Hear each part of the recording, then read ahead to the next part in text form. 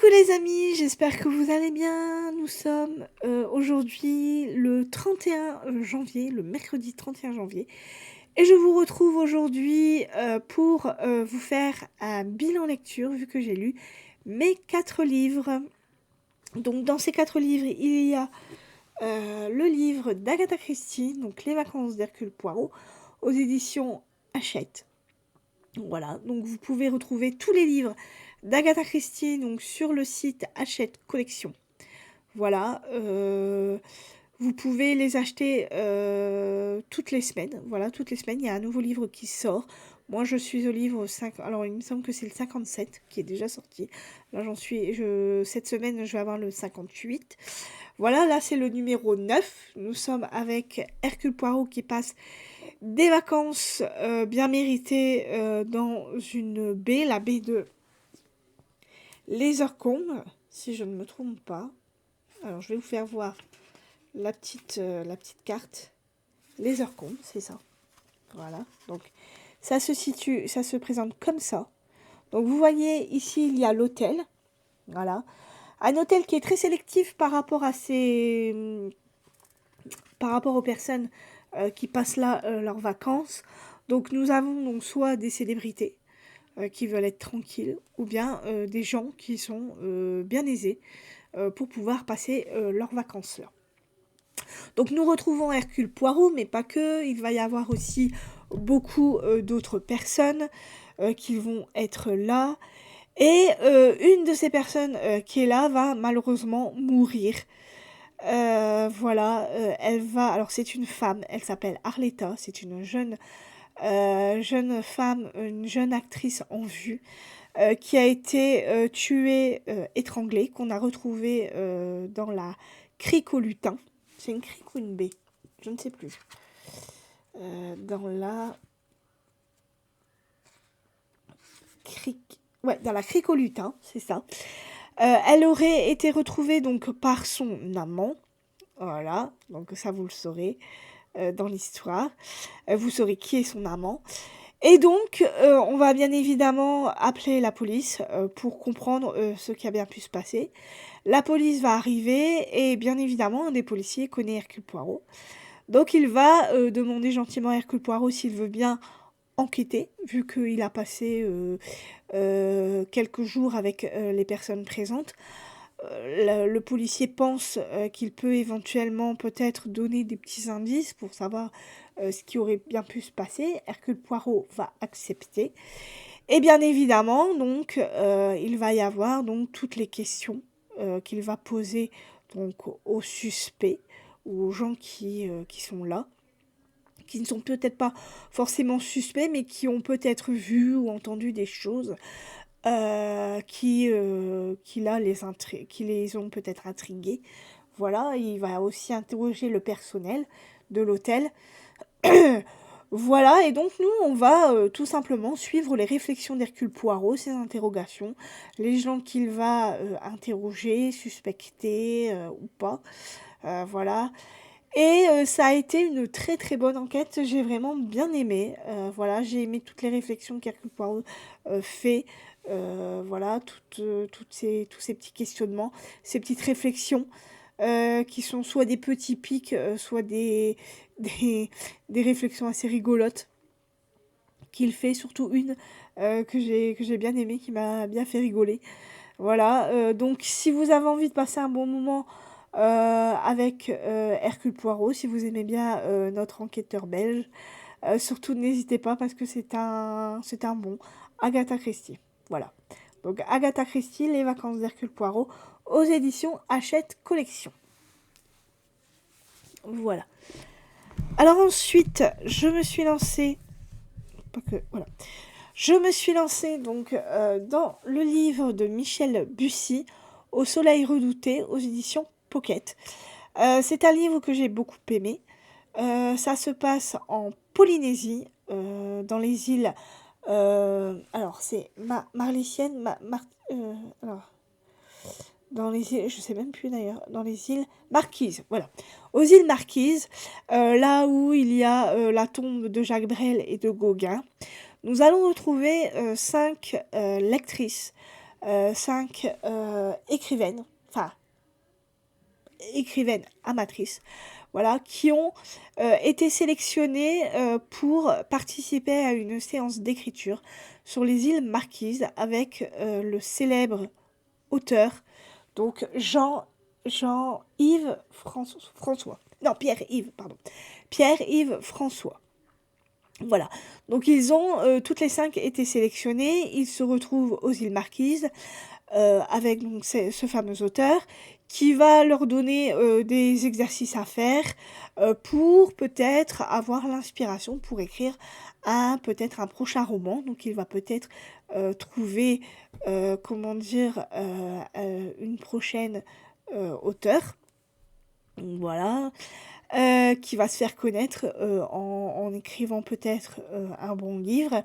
Voilà, sauf que tout ne va pas se passer comme prévu, vu que Pierre-Yves François va un jour disparaître. On ne va retrouver que ses vêtements et une pierre. Sur cette pierre, il y a un symbole qui a été gravé. Voilà, donc le symbole est assez, comment dire, fait partie de la culture des marquises. Voilà. Il signifie bien quelque chose, sauf que ça, vous allez l'apprendre dans le livre. Et bien évidemment, donc, toutes les 5 lectrices et 5 futurs auteurs vont être suspectés. Voilà, donc on va se demander où est-ce qu'est passé, je ne sais pas si c'est français, mais c'est pas grave, Pierre-Yves François. Est-ce qu'il se cache? Est-ce qu'il le fait exprès? Ou est-ce qu'il a vraiment disparu et on va peut-être pas le retrouver? Bien évidemment, on va le retrouver, sauf que malheureusement, on va le retrouver mort. Donc ça, c'est un premier meurtre et une des 5 lectrices va aussi mourir dans cette histoire et du coup, on va suspecter donc les autres lectrices qui restent. Voilà, et ça a été une très très bonne histoire. Moi, j'ai vraiment bien aimé. Alors, j'ai été un peu assez déstabilisée par rapport au style dans un premier temps, parce qu'en fait, il faut le lire comme un journal intime. Voilà. Comme un journal intime, donc du coup, j'ai eu un petit peu de mal au départ. Je me suis dit, mince, c'est pas du tout le Michel Bussy que je connais. Voilà, parce que moi, je n'ai lu que Nymphéa Noir et Néo, que j'avais vraiment beaucoup aimé. Et là, je me suis dit, mince, est-ce que ça va aller ou pas? Et puis, passer les premières pages après, j'ai compris qu'il fallait juste le prendre comme un journal intime, donc j'ai commencé à lire l'histoire. Et j'ai fini par m'y faire, j'ai fini par me faire au style, j'ai fini par me faire à l'histoire, que j'ai vraiment beaucoup beaucoup aimé.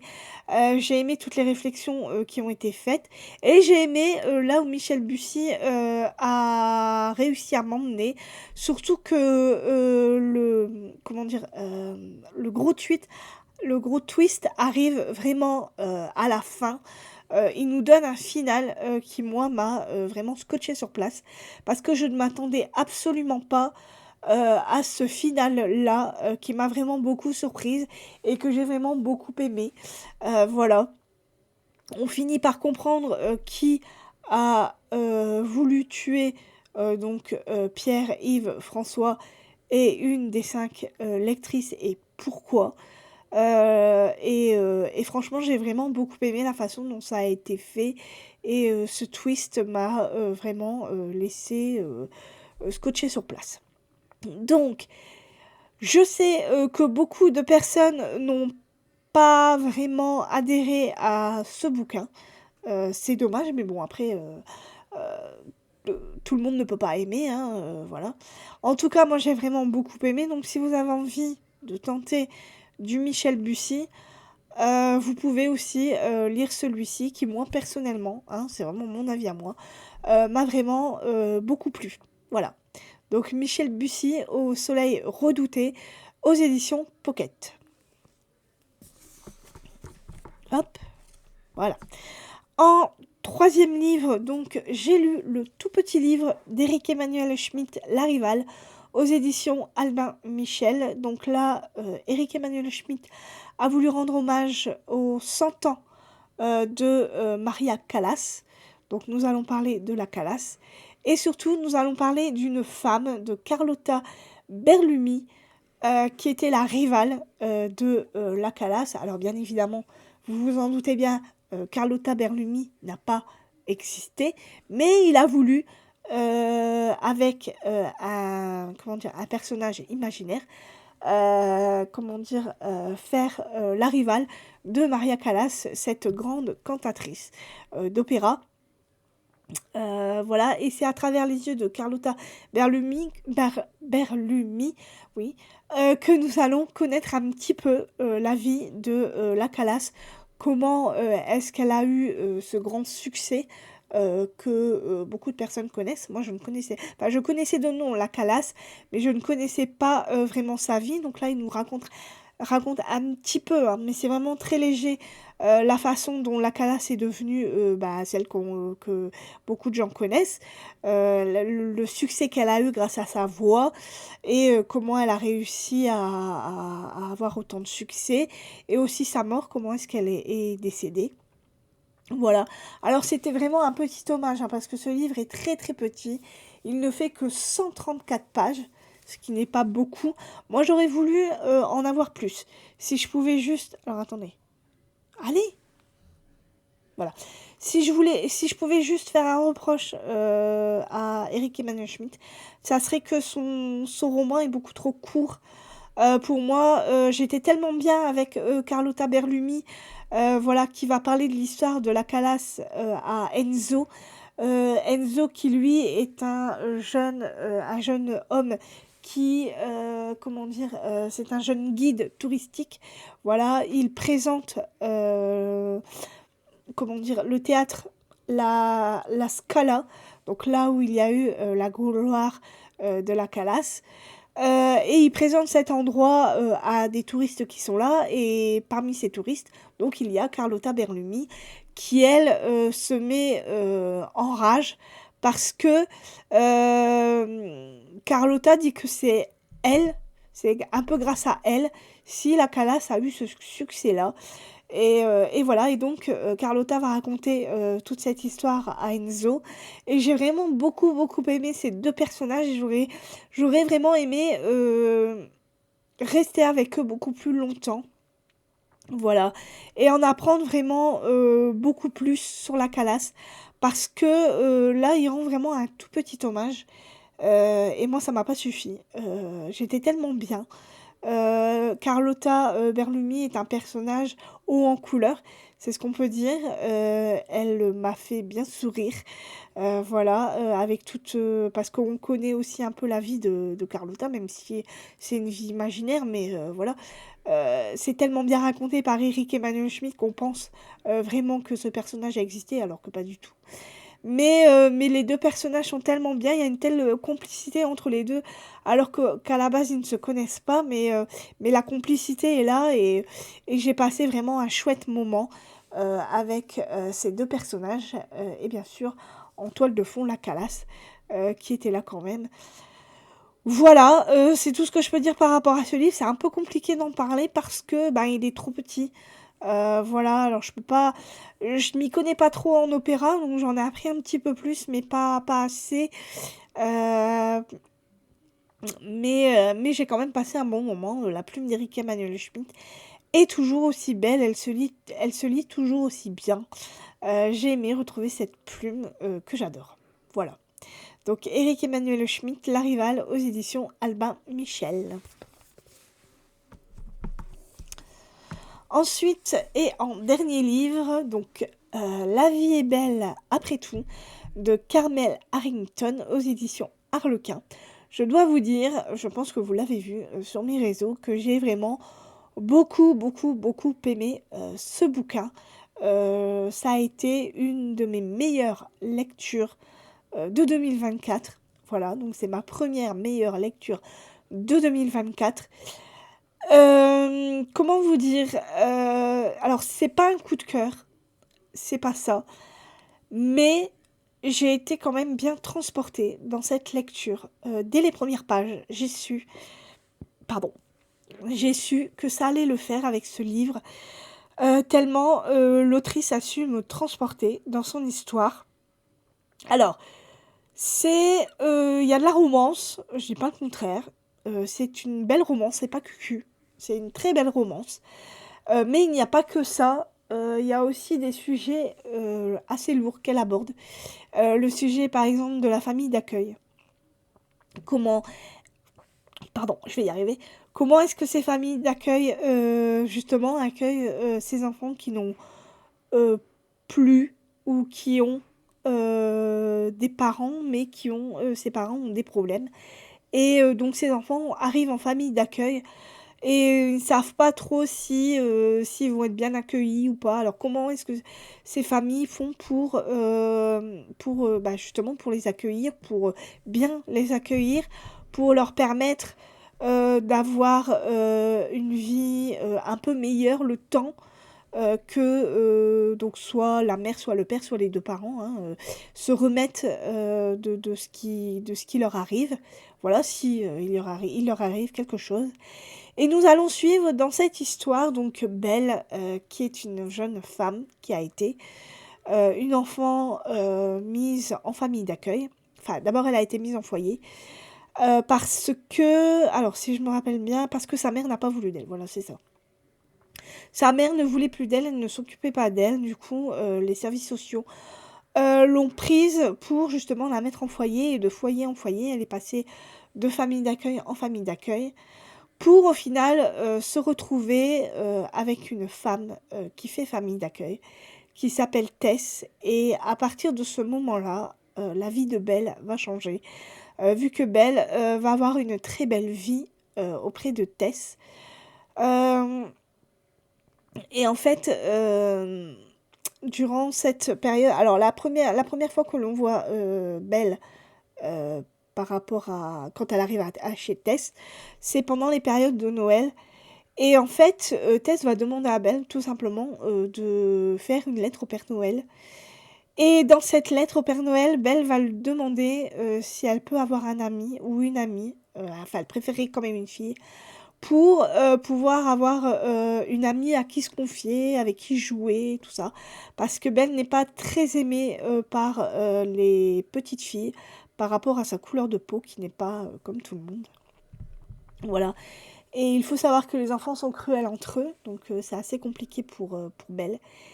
Et son vœu va être exaucé vu qu'elle va faire la connaissance de Jim qui est un petit garçon qui va arriver chez Tess parce que sa maman a un problème et donc du coup il va passer quelques mois chez Tess en attendant que sa maman aille mieux. Et en fait, il va y avoir une énorme complicité entre Belle et Jim, voilà, qui est juste magnifique. Et on va les retrouver des années plus tard, donc en 2005, Tess est devenue une jeune femme, Jim est devenu un bel homme. Et ils vont se retrouver et leur vie va changer du tout au tout. Voilà, mais je vais pas trop vous en dire parce que il y a plein de choses dans cette histoire. Il va se passer un drame qui va changer la vie de Belle. Belle va se retrouver à souhaiter ne jamais avoir existé, voilà, à cause de ce drame. Et en fait, son vœu va être exaucé. Et c'est là qu'elle va faire la rencontre de son ange gardien. Et elle va tout simplement voir comment sa vie aurait pu être si elle n'avait pas rencontré les personnes qu'elle a rencontrées. Et elle va se rendre compte que, ben, au final, elle a peut-être pas une si mauvaise vie que ça. Voilà. Mais tout va changer pour elle à ce moment-là. Et je vais pas trop vous en dire parce que c'est à vous de découvrir le reste de cette histoire. Pour moi, ça a été une magnifique histoire. C'est très touchant. Alors, il y a de la romance, je suis d'accord. Alors, pour ceux qui n'aiment pas... Alors, c'est pas une romance, comme je vous l'ai dit, c'est pas une romance cucu, c'est une magnifique romance, il n'y a pas que ça. Comme je vous ai dit, il y a plein de sujets, il y a plein d'autres sujets différents. Des sujets compliqués, voilà, qui sont abordés, mais d'une façon très douce. Voilà. L'autrice a une très belle plume qui se lit très bien. Les pages se tournent très très vite. Ce livre fait un peu plus de 400 pages, mais on ne voit absolument pas le temps passer auprès d'elle. Et j'ai vraiment beaucoup, beaucoup aimé cette lecture. Donc, je vous le conseille grandement. Donc, La vie est belle après tout, de Carmel Harrington, aux éditions Harlequin. Voilà. Donc, voilà pour ce bilan lecture. Il est terminé. Je vais vous faire voir maintenant les livres que je vais lire dans ma prochaine palle. Donc, je suis en train de lire Le temps des chimères de Bernard Werber aux éditions Albin Michel. Donc, comme vous le voyez, je viens de le commencer. Il est très bien, ça va. Pour l'instant, je trouve que ça va. Donc, nous sommes ici avec Alice, qui est une jeune et brillante scientifique. Elle a dans l'idée de... Comment dire? Pas de fabriquer, de créer. Voilà, c'est ça, on va dire que ça. De créer une nouvelle espèce d'humains. Des humains hybrides, donc mi-humain, mi-animal. Voilà. Sauf que son expérience va être découverte par un journaliste qui va faire le buzz sur Internet. Alors même s'il n'a pas de preuve de ce qu'il avance, ça va faire le buzz et bien évidemment les gens vont avoir peur. Voilà, et pour pouvoir la protéger, il y a un ministre qui va tout simplement l'envoyer ailleurs pour qu'elle puisse continuer à faire ses expériences. Et en fait, elle va se retrouver dans l'espace, voilà, pour pouvoir continuer ses expériences. Mais malheureusement, ils vont donc dans l'espace, hein, elle va être dans une navette spatiale. Et pendant ce temps-là, sur Terre, il se passe des choses. Il va y avoir une troisième guerre mondiale qui va se dérouler et qui va faire que l'espèce humaine va être un peu disséminée. Et je pense que c'est grâce à Alice si l'espèce humaine va pouvoir se perpétrer. Après, comment ça, je ne sais pas, parce que je ne suis qu'au début pour l'instant. Voilà. Donc, on verra bien comment ça va se passer. Mais pour l'instant, je trouve qu'il est bien. Voilà, il se lit vite. Il y a beaucoup de dialogue, il y a pas mal de dialogues, ça va. C'est assez compréhensif, c'est pas trop scientifique, ça va. Donc voilà. Donc Le temps des chimères de Bernard Werber aux éditions Albin Michel.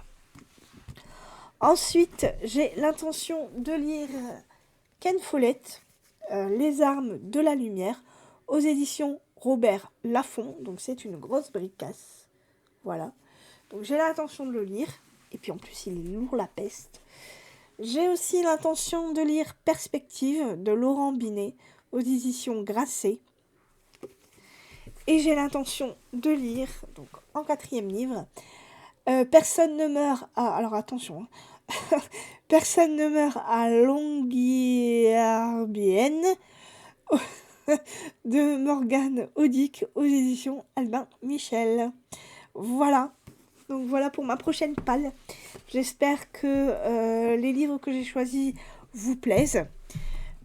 Et que vous ayez hâte que je vous en dise plus par rapport à mes impressions. Donc voilà pour ce bilan lecture, voilà pour mes prochaines lectures. J'espère que tout ça vous a plu. J'espère que vous, de votre côté, tout se passe bien, tout va bien, que vous passez une agréable semaine, que vous avez plein de bonnes lectures. En tout cas, j'espère. Voilà, alors écoutez, moi je vous dis à la prochaine, donc pour un nouveau bilan lecture, qui ne sera pas tout de suite, vu que je viens à peine de commencer le Werber. Et que le Ken Follett est très très très très gros. Donc voilà, donc vous verrez bien quand je vous referai un nouveau bilan lecture. En attendant, je vous souhaite une bonne semaine, peut-être un bon week-end.